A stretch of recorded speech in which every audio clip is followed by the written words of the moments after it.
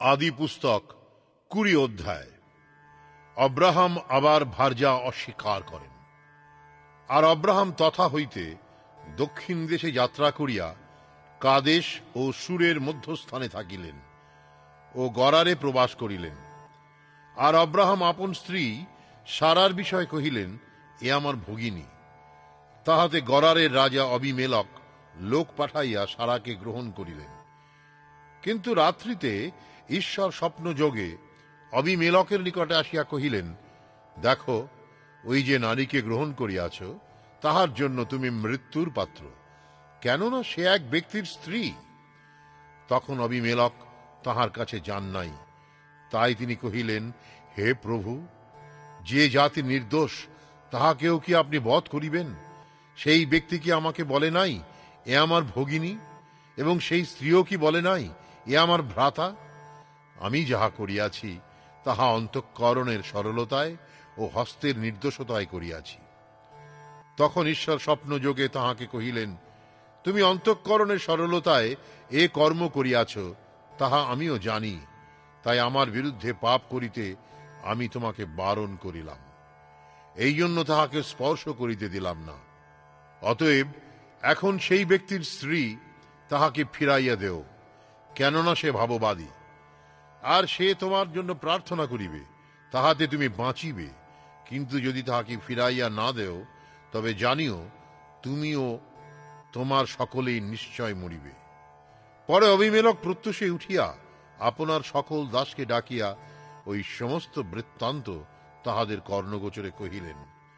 তাহাতে তাহারা অতিশয় ভীত হইল। পরে অবিমেলক আব্রাহামকে ডাকাইয়া কহিলেন, আপনি আমাদের সহিত কি ব্যবহার করিলেন?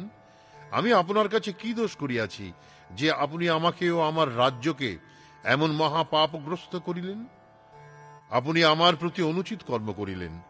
অবিমেলক আব্রাহামকে আরো কহিলেন, আপনি কি দেখিয়াছিলেন যে এমন কর্ম করিলেন? তখন আব্রাহাম কহিলেন, আমি ভাবিয়াছিলাম, এই স্থানে আদবে ঈশ্বর ভয় নাই, অতএব ইহারা আমার স্ত্রীর লোভে আমাকে বধ করিবে। আর সে আমার ভগিনী, ইহাও সত্য বটে, কেননা সে আমার পিতৃকন্যা, কিন্তু মাতৃকন্যা নহে। পরে আমার ভার্যা হইল।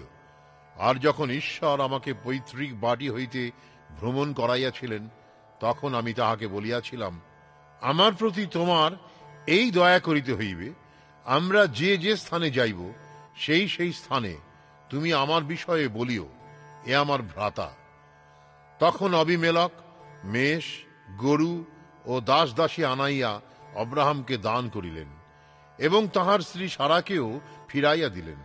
আর অবিমেলক কহিলেন, দেখুন, আমার দেশ আপনার সমক্ষে আছে, আপনার যথা ইচ্ছা বসতি করুন।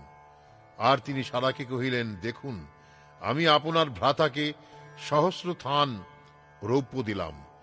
দেখুন, আপনার সঙ্গী সকলের নিকটে তাহা আপনার চক্ষুর আবরণ স্বরূপ। সকল বিষয়ে আপনার বিচার নিষ্পত্তি হইল।